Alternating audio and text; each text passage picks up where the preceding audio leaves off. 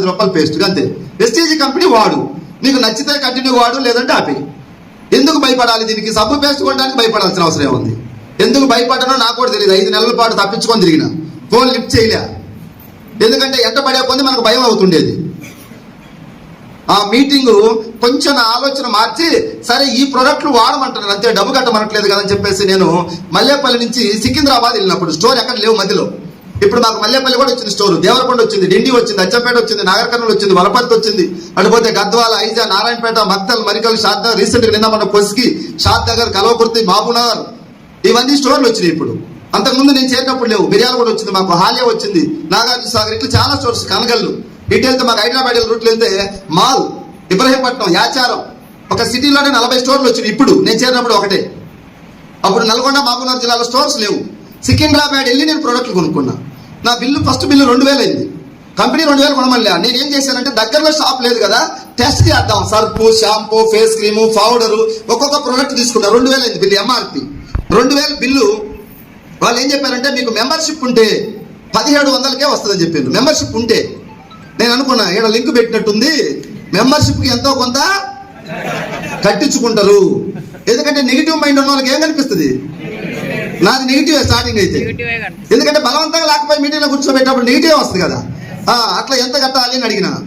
ఆయన అన్నారు, నీ అనుమానం చల్లకుండా కట్టేది ఏం లేదు నాయన, మెంబర్షిప్ ఫ్రీగానే ఇస్తున్నావు నీకు అన్నాడు. సరే వెంటనే ఆధార్ కార్డు తీసి ఇచ్చిన.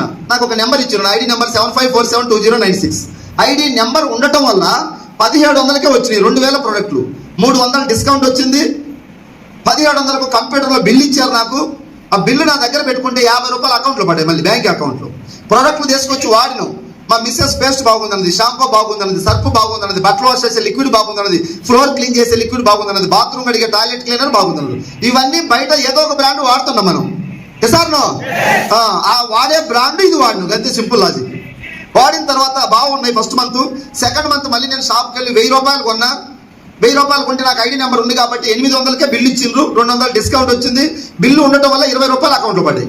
3వ నెల థర్డ్ మంత్లో ఒక 1200 కొన్నా, 240 డిస్కౌంట్, 25 రూపాయలు అకౌంట్లో పడ్డాయి. 3 నెలలు వాడుకున్నా. నాకు వెస్టేజీ కాకుండా బయట నెలకు ఒక 30-40 వేలు వచ్చి చిన్న బిజినెస్ ఒకటి ఉండేది. అందరికి ఉన్నాయి కదా, లేదు మీకు కూడా? ఒక ఆయనకు వాటర్ ప్లాంట్ ఉంటుంది, ఒక ఆయనకు ఫ్యాన్సీ స్టోర్ ఉంటుంది, ఒక ఆయనకు బ్యూటీ పార్లర్ ఉంటుంది, ఒక ఆయన గవర్నమెంట్ జాబ్ ఉంటుంది, ఒక ఆయన ప్రైవేట్ జాబ్ ఉంటుంది, ఒక ఆయన 2 ఆటోలకు ఓనర్, ఒక ఆయన డీసీఎం ఓనర్, ఒక ఆయన సర్పంచ్, ఒక ఆయన ఎంపీటీసీ. ఎగ్జాంపుల్ ఏదో కొన్ని ఉన్నాయి కాబట్టి దానికే మనం ప్రయారిటీ ఇస్తాం. దీనికి ఇస్తామా సార్? ఎందుకంటే అవి మనం కొన్ని సంవత్సరాల నుంచి జాబ్ చేస్తున్నాం, లేదా మన షాప్ నడుపుతున్నాం పెట్టుబడి పెట్టి. ఇది ఏం పెట్టుబడి పెట్టకుండా మన ఇంటికి వచ్చి ఎండపడ్డప్పుడు ఇది చిన్నగా కనిపిస్తుంది. అట్లా నాకు కూడా 30-40 వేలు వచ్చే వ్యాపారం పెద్దదా, 200-300 వచ్చిన వెస్టేజీ పెద్దదా? చెప్పాలా? 30-40 వేలు వచ్చినా పెద్దది కదా. ఒక కోతి దగ్గర అరటి పనులు 500 రూపాయల నోటు పెడితే ఏం తీసుకుంటుంది? ఏం తీసుకోవాలి? లెక్క ప్రకారం ఏం తీసుకోవాలి? 500 తీసుకుంటే 20-30 డజన్లు కొనుక్కొని నెలకు తినొచ్చు, అవునా కదా? కానీ తెలియక అరటి పనులు తీసుకుంటుంది. మనం కూడా వెస్టేజ్ విలువ తెలియక మనకు వచ్చే 30-40 వేల అరటి పనులు ఉన్నాయి కదా, వాటి చుట్టూ అదే పెద్దదనుకొని తిరుగుతా ఉన్నాం. సో వెస్టేజ్ లో నేను జాయిన్ అయిన 3-4 నెలల వరకు ఇది బిజినెస్ చేయాలా, దీంట్లో డబ్బు ఉంది, దీంట్లో ముందుకు వెళ్ళాలని ఆలోచన రాలా.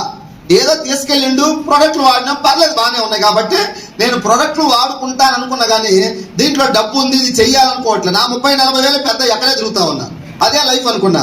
ఇట్లాంటి మీటింగ్స్ ఒక 4-5 మీటింగ్లకు పాపం లాక్కపోయి కూర్చోబెట్టిన మహానుభావుడు. ఆ మీటింగ్కి వెళ్ళిన తర్వాత అప్పుడు నా మైండ్కి ఎక్కింది జరా. ఒక మీటింగ్ తోనే నమ్మకం టన్నులు వస్తుందా? రాదు. ఒక 4-5-6 మీటింగ్స్కి వెళ్తే మీకు కూడా నమ్మకం వస్తుంది. ఈ మీటింగ్ తోనే మీరు అంతా మారిపోతుందని నేను చెప్పను. ఎందుకంటే మైండ్ బాగా నెగిటివ్ ఉన్నది. ఒక్క డ్రాప్ మంచి నీళ్ళు వేస్తే వెంటనే మారుతా సార్? మీటింగ్ టు మీటింగ్ ఒక 5-6 మీటింగ్స్ కి మీరు ఎవరైనా సరే అటెండ్ అవ్వండి. అప్పుడు చెప్పండి వెస్టేజ్ గొప్పదా కాదని. ఈ మీటింగ్ తోనే చేర్చమాకండి. ఓకే, పాజిటివ్ మైండ్ ఉంటే ఈ మీటింగ్ తో ఓకే, నెగిటివ్ ఉంటే ఒక 5-6 మీటింగ్కి రా, అప్పుడు చెప్పు వెస్టేజ్ గురించి ఏంటి అనేది. అట్లా నేను ఒక 5-6 మీటింగ్స్ కి పోయిన తర్వాత దాని వాల్యూ అర్థమైంది నాకు. ఎందుకు అంటే ఇక్కడ ఈ స్టేజ్ మీద మాట్లాడుతున్నారు మీటింగ్ నుంచి వచ్చిన వాళ్ళు. ఇప్పుడు దాకా రమేష్ సార్ మాట్లాడి ఒక ప్రైవేట్ జాబ్ చేసేవాడు, 30-35,000 శాలరీ. నా జీవితం ఒక 4 ఇయర్స్ ఈ కంపెనీలోకి వచ్చాయన. 4 సంవత్సరాలు నా లైఫ్ మారిందని చెప్పిండు. సార్ నో ఏం చేసిద్దే మారిందనేది తర్వాత తెలుస్తుంది. ఒక మీటింగ్ తో అంతా చెప్పాలంటే అవుతుంది.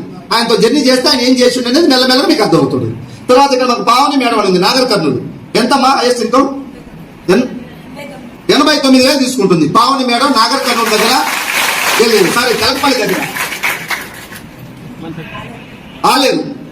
తెగపల్లి నుంచి లోపలికి వెళ్తుంది. ఊరు కూడా వెళ్ళాం మేము. ఏం చేసేవాళ్ళు కంపెనీలోకి రాకముందు? Private school teacher. జీతం ఎంతమ్మా? 8,000 సార్. ఎన్ని సంవత్సరాలు అక్కడ చేశారు? 3 సంవత్సరాలు చేస్తే 8,000 శాలరీ. ఇక్కడ జస్ట్ 1 year కంప్లీట్, సంవత్సరం కంప్లీటెడ్. ఎంత జీతం? అందరూ మాట్లాడాలా? 89. ఆమెకే అవకాశం ఉందా? మన అందరికి ఉందా? తినే రాత ఉన్న వాళ్ళందరికీ. రాత లేకపోతే నేను ఎన్ని చెప్పినా ఎక్కదు, నీ మైండ్ నెగిటివ్ గానే ఆలోచిస్తుంది. Thank you. కూర్చో. తర్వాత ఇక్కడ మన అంతా రమేష్ గవర్నమెంట్ టీచర్స్ వీళ్ళిద్దరు. రమేష్ సార్ ఒకసారి, మాకు చాలా గర్వంగా ఉంది వీళ్ళిద్దరు మా టీంలో పనిచేస్తున్నాను.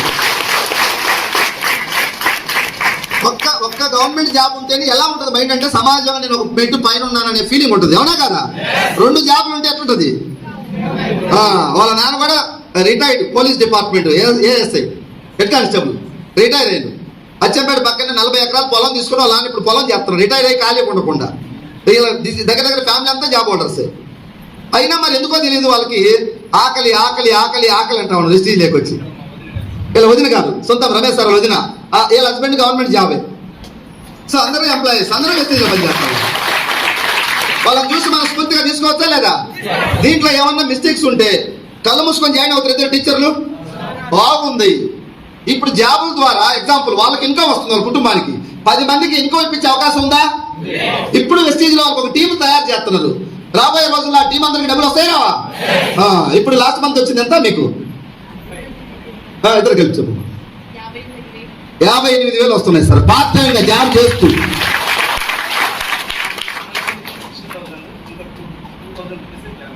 ₹60,000 జీతానికి వెస్టీజ్ ద్వారా 60,000 వచ్చింది పార్ట్ టైం గా. మాట్లాడండి. యాక్చువల్లీ నేను 2012 DSC లో నేను జాబ్ వచ్చింది. ఫస్ట్ స్టార్టింగ్ సాలరీ 10,900కి నేను జీతం చేసిన. ఇప్పుడు 60,000 కూడా దాటలేదు. వేస్టేజ్ యొక్క అమౌంట్ నా సాలరీ ఈక్వల్ అయ్యింది. అక్కడ వచ్చేసి నా జాబ్ సర్వీస్ వచ్చేసి 11 years. జస్ట్ నేను జనవరి నుంచి స్ట్రాంగ్ గా బిలీవ్ చేస్తున్నా. లాస్ట్ ఇయర్ మార్చ్ కి నేను జాయిన్ అయినా, బట్ 1 నెల సమ్మర్ హాలిడేస్ లోనే వర్క్ చేసి మిగతా జస్ట్ మా డౌన్ లైనర్ కి హెల్ప్ చేసేది. కానీ జనవరి నుంచి స్ట్రాంగ్ గా బిలీవ్ చేస్తే జస్ట్ 4-5 నెలల్లోనే నాకు 58,000 శాలరీ నా వెస్టేజ్ ద్వారా వచ్చింది. చాలా హ్యాపీగా ఫీల్ అవుతున్నాను. అలాగే నా డౌన్ లైనర్స్ వాళ్ళకి నేను స్కూల్లో రామాచపల్లిలో స్కూల్ నా డ్యూటీ ఎక్కడ చేశాను.